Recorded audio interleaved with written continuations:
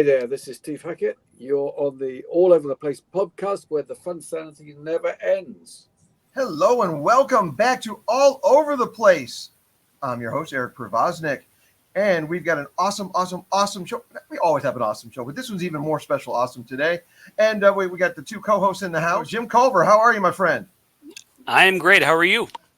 Excellent. And as we can see, we now have All Over the Place merch. And just let me get that out of the way very quickly, and we'll show people how to do that.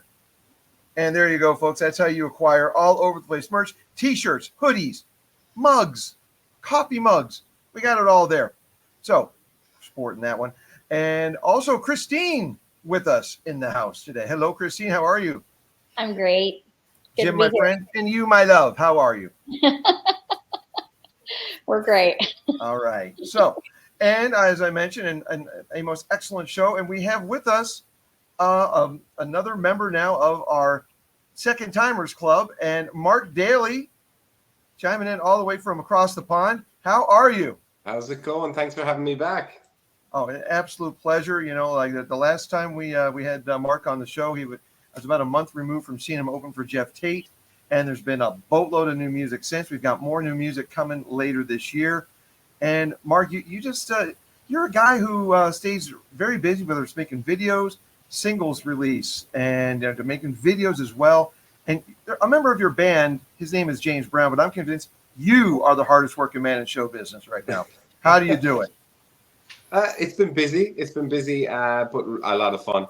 We're pretty much an album ahead of ourselves now. We're heading out to Texas to do another album, but we won't even talk about that because the other one isn't out yet. But yes, shooting lots of music videos, lots of records, lots of new music. So I cannot complain because I love being busy. And the album, the upcoming album is called Devil's Arms, and you've already released 2 singles from it. And one of them, Pieces, featuring Emily Armstrong from Dead Sarah. And just how did that fall into place?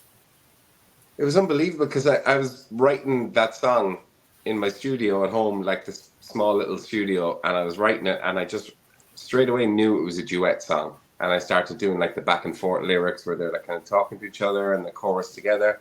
And I just knew. And then the first voice that came into my head, because I'm a big Dead Sarah fan, and I could hear her voice straight away. And I was like, oh my God, I wonder, could we get Emily on the track? So I mentioned it to the label, and there were some phone calls made, and then we sent a demo of the track with just me singing, but I highlighted the parts that Emily would be singing. And then we got the green light, and we met in the studio in LA when we were on tour. We were coming to California for some shows, and then met in the studio, sang the song. It was 100 times better, and I had high expectations because she's like, well, for me, like one of the best rock singers in the world.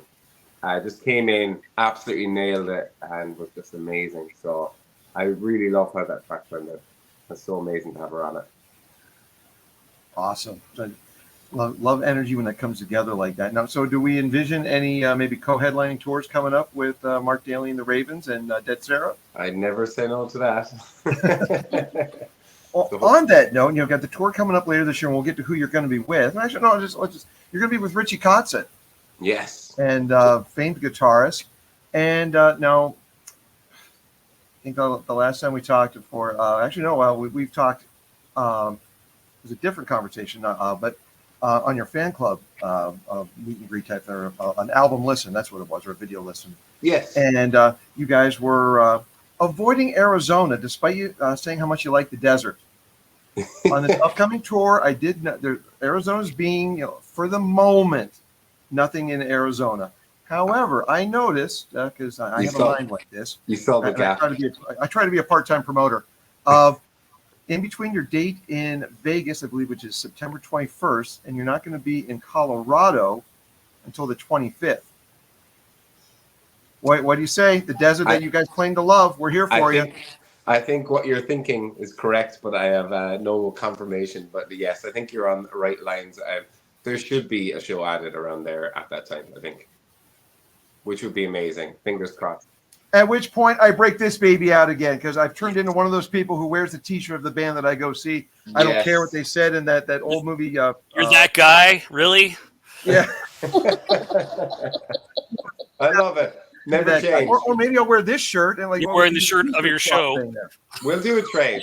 I'll wear your shirt on stage and you wear mine in the crowd. Done. There you go. That would be amazing. Perfect. We got him on record now. We have him on Yes, record. we do. We Exactly. do. It's said We'll now, remind so you of that later. Can't go back on it. Well, I'm going to suggest the River evidence. Room or Rebel Lounge, I think would be awesome for you guys. Nice one. I really do hope that we get back there. You mentioned Richie Kotzen, and of course, he's a former member of the. He played with Mr. Big for a little while, of course, with That's right. Winery Dogs, with Billy Sheehan. And so, is that how the connection was made between you and Richie, or just how did that come about? Yeah, it's all kind of management, agents, everything coming through, and I think the fact that the Mr. Big tour went so well really helped. And I think we're just starting to get a nice little bit of movement going. And in the US, it's just been, I guess we've done quite a bit of touring there if you take the last 2 years into account. Done a lot of dates, and it's just so good to have a kind of demand to come back. I guess booking agents look at that kind of stuff, and they look at your social media, and they see people when you're coming back here, when you come back there. It really, really helps. And on top of the label and management pushing for it as well. So all the ingredients were there to make this happen, fortunately. And I did also notice that Dream Theater is getting back together at the end of the year for some European dates. So if you want to do that Winery Dogs, complete that resume, get the Portnoy thing going on there. Exactly. There I go, being a part-time promoter again, folks. I apologize. I have ideas. It happens. But it's a long tour. I'm looking forward to it. It's pretty much 2 months, straight, and a lot of shows. So that's the way we like it. Just get stuck in, play 5-6 nights a week, and we'll probably add in some of our own headline shows like we did on the Mr. Big tour. Mm-hmm. We kind of tried it out to see what it would be like with our first few headline shows, and it was just amazing. So hopefully we get to add some in on the days off. Not too many, because we'll probably pass out after 2 months, but it'll be nice to just play a few of our own shows as well. How did you get synced up with Mr. Big in the first place?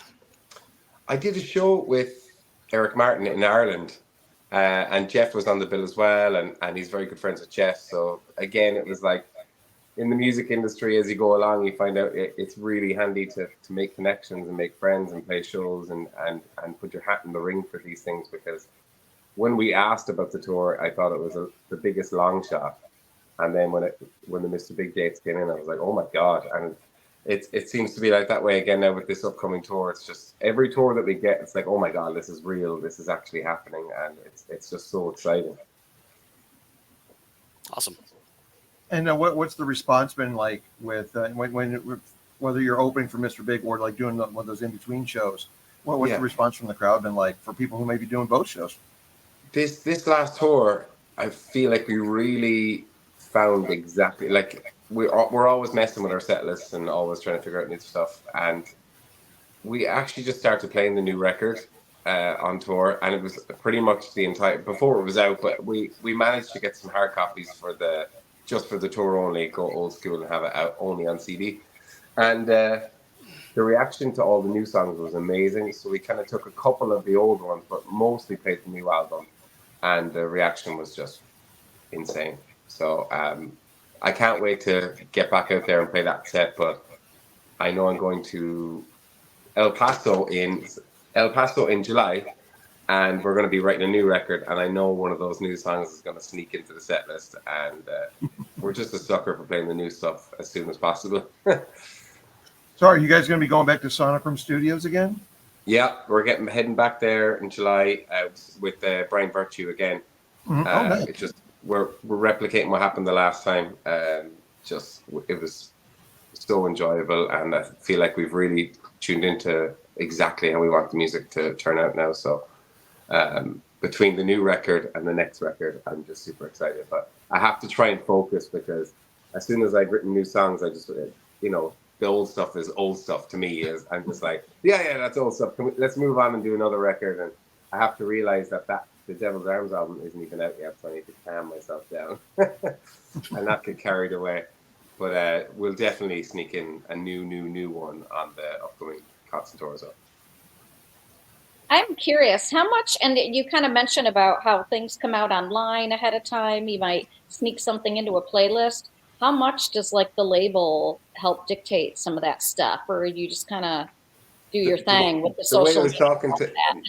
yeah, the way I was talking to the label about it, we kind of made a joke, and I used to say it on stage because it was like, oh, let's play one of the new song that's not out yet, not released. And we kind of made a joke about it, like, God forbid people who don't know who we are, hear something and record it and it goes up online. And I made a joke about it with the crowd. I'd say, like, don't you dare video us and, get our music out there so people know who we are. And just made a joke of it. And it was so funny because I'd say, this is a brand new song, don't tell anyone, in a joking way. And all the phones would come out then and they'd record it. And it went up on YouTube.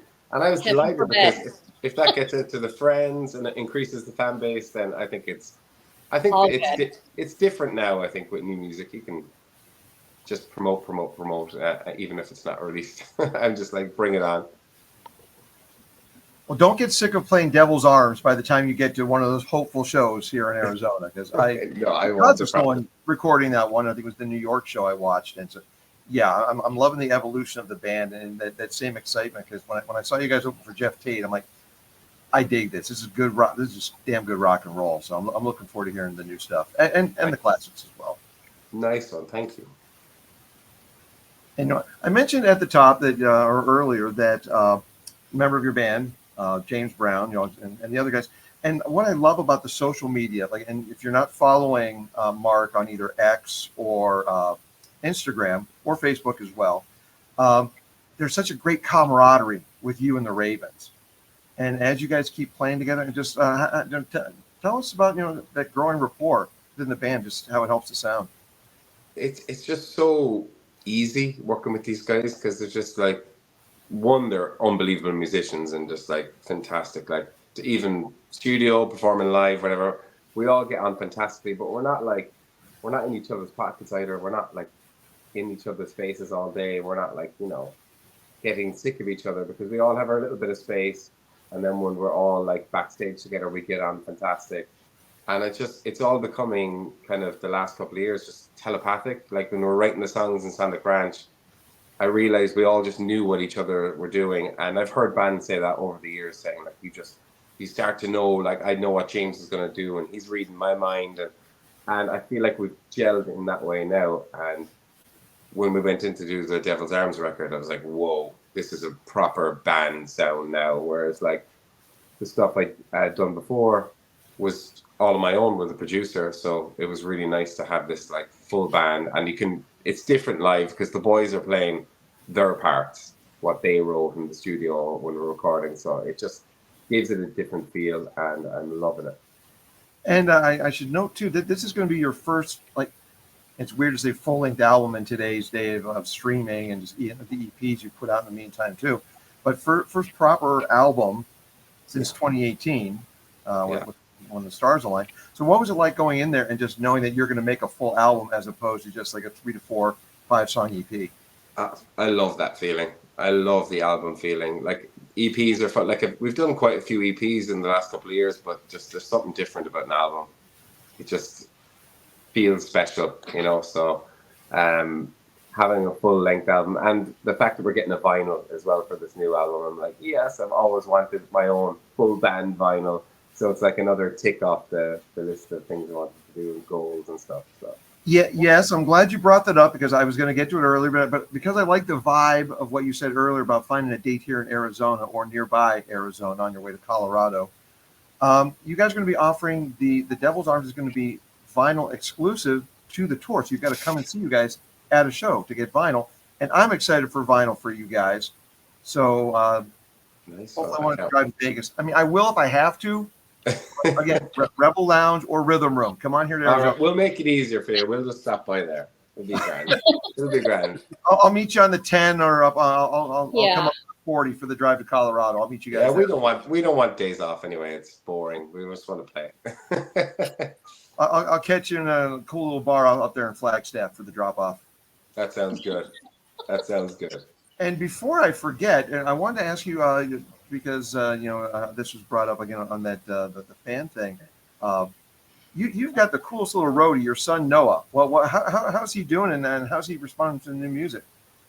He loves it, but he's brutally honest. Like, if I'm in my studio writing, I'll actually call him down and be like, "Do you like this?" And I play him something, and he'll just like, "Yeah, that's really good, Dad," or whatever. But then he'll go, "Oh," if I'm working on something, he's like, "I don't like that." I use Noah as my. Is this a good melody? Is this like he's just got such a good ear for music. It's also very hard to work in my studio because if I'm working and my guitar goes slightly out of tune, I'll just continue to work whatever, but he cannot stand it because he's got this perfect pitch. So he'll shout at me and be like, "Tune your guitar properly." But yeah, he's been amazing to have. Just like he'd sit with his iPad on the couch and he'd listen in what I'm doing, and he's just always around when I'm creating music. And now he loves to create music himself, which is just amazing. So is he or any of the other members of the Daly family going to be able to make it over for any of the U.S. stops, or is that just basically they go to the European? Yeah, stop? I think we're going to try, like, because it's such a long tour to be away from the kids and my wife. So we're going to try like maybe halfway. There's a couple of days off in around New York, so hopefully we can work it out that we can get out and see them for even if it was 5 or 6 days to break up the tour and see each other and let them see everything that's happening in America. It'd be pretty amazing. Yeah, and you mentioned your family. I especially love your posts, like, for example, the one that was on, I think it was right around St. Patrick's Day of your daughter singing. Loved it, absolutely loved it. And Oh, yeah. so how is it balancing fatherhood with being a musician? There's like, it's, the ups and downs because when you're touring, it's so hard to be away. But the plus side is when I'm home, I'm really home. It's like I'm there in the morning, drop him to school and pick him up from school. Like, because I get to work in my office during the day writing and stuff like that, I'm always around. So for the time that I lose on tour, I kind of make up when I'm home, if you know what I mean. Because I'm not like out for the full day and stuff like that. So yeah, it's the ups and downs of being away is hard, of course, but being home and get to like so much of the year and to be there all the time is amazing too. Well, will we eventually see your daughter duetting on a song with you about that subject, like Jeff Tate did with his daughter? Yeah, I remember that song actually, and I would absolutely love it. She's big into her singing at the moment. She was belting out a song on the car today, actually, and yeah, I'm ready when she says it's okay and not too embarrassed to sing on a song. Dad. Yeah, definitely. She gets shy, but she's not shy when she's singing in the car, so it's fine. And that is a dad's purpose, to embarrass their kids. So Totally. Has to be done. Has to be done. In front of a crowd that's perfect. Exactly. And then they can just come on tour then and she'll have to play the song every night. It'd be great. There you go. Now, one of the things I asked you on the last time you were with us here on All Over the Place was, what were 3 songs that you would want to have people, to get to know you? What 3 songs would you pick? And now that we've had, it's been a year and a half since you've been on the show, you've had an EP. I think there's been 2 EPs in the meantime, and now with the new stuff, and we won't even get into the soon-to-be new stuff. What are 3 songs right now that you want people to be cranking up from Mark Daly and the Ravens? I think they're probably all on the new album, so all 3 will be different this time around. With the album, there's the kind of upbeat rock and roll stuff, but then there's some like a couple of like kind of deep, darker ones as well in there, which I always like to write that way as well. There's a song on the new album called Brighter Days that I wrote with James Brown. And it's like one of my favorites, but it's a real Pink Floyd-y, groovy kind of like, it's got a real Pink Floyd thing. You'll hear it straight away. And it's got like a bunch of harmonies. You've got some backing singers and created this like amazing atmosphere. Brian Virtue did some amazing production on it. And it's like a 5-6 minute old kind of school song. So I have to say Brighter Days is one of them that I cannot wait for people to hear. And then the next single that's coming out in a couple of weeks, in June. So we're almost in June. So there's a song called Better Off Alone. And that one's kind of full of like influences like from when I was a teenager, like, Kings of Leon, Foo Fighters, like that kind of, when that kind of rock kind of started coming out, I was really into it, like Jimmy Eat World and bands like that. So that one has a lot of influences from what I listened to then in my teenage years, and just that upbeat, energetic kind of attack rock and roll. So I have to say the next single is Better Off Alone. And what's the third one I'd pick? There's a song on the new album called You Lie as well, and that one's also very like deep, dark, powerful kind of rock tune. So those are my three choices today. That'll probably change tomorrow. And I felt, and Christine, of course, I'm upstairs, she's downstairs, but I felt the energy in the room get a whole lot more exciting when you mentioned Kings of Leon. Oh yeah, Especially looking forward to that one. I'm looking forward to their tour this fall also. yeah. There's another one from my goals list that's on the road with those guys. Yeah. Are you ever able to take in like other band shows while you're out and about? Rarely. On the last tour, I got to catch Blue October, who are like one of my favorite bands in the world. So it was really cool to catch them. And I think that was it. Kind of. I think by the time, if we like on Jeff's tour, I remember we were doing like 6 nights and one off, 6 nights, one off. So by the time the one off came, it was like we always said we'd just pass out in the hotel. And then we'd end up in the hotel bar having a beer, and then we're like, oh, we might as well have a look around the town, and then we go for a beer, and then it's just exhaustion the whole time. Yeah. But yeah, this tour is not coming up. Isn't like as many. It's not like 6 nights a week and stuff. For some weeks there could be 4 or 5. So I think we might have a better chance on the upcoming tour to catch maybe a couple of shows. Hopefully, if there's some people in town that's worth seeing. Hopefully there won't be more people like me pestering you to play a show in our city on one of those off dates. Oh, no, we have to do that. It's true. How else am I going to wear the T-shirt on stage, you know? That's right.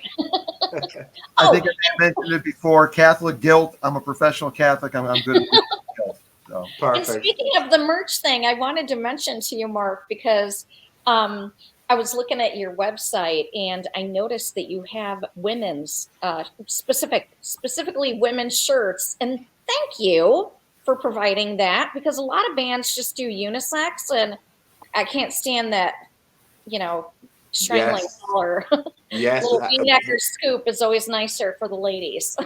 We heard that at the merch booth quite a lot, and I have to say that's Diane at the record label.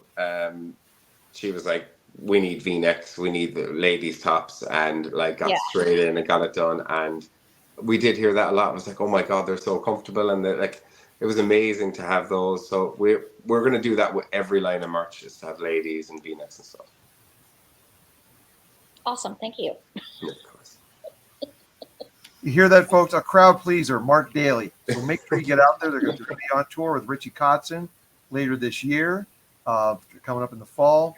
New album, Devil's Arms, coming up. And, Mark, can't thank you enough for joining us again, and really looking forward to seeing you. Again, if I've got to drive to Vegas, I'll do it. It's a Saturday show, but, and even if I got to meet you up on I-40, we'll do it. We'll do the switch. But That's amazing to me. Great live band. Just the energy is amazing. And again, just as the band continues to gel, the songs keep getting just, you're feeling that energy that you guys are gelling as a band. I'm loving it. And thank you very much for having me back on. We'll have to make it 3 times, won't we? The next record. So have to be. Has anybody done it 3 times yet? Let's see. I don't believe so. I think that we got 2 or 3 or 3 or 4 now with the Two Timers Club. But Okay. well, come fall, we'll have you back on for the quick preview, and maybe if we could do our first live at a show, we could do a live cast. I like your thinking. I'll get a better occasion. But, yeah, we'll get you into the Three Timers Club. Awesome. And honestly, thank you for having me back and promoting the music and all that. I really, really appreciate it. Absolute pleasure. Thank you for all the great tunes, Mark. And again, folks, check it out over at markdalyofficial.com, and look for him on tour, like I said, later this fall with Richie Kotzen. Mark Daly, thank you so much for joining us on All Over the Place. Cheers. Christine, Jim, awesome show. We'll be back real soon here, folks, on All Over the Place. Thanks for listening. Bye.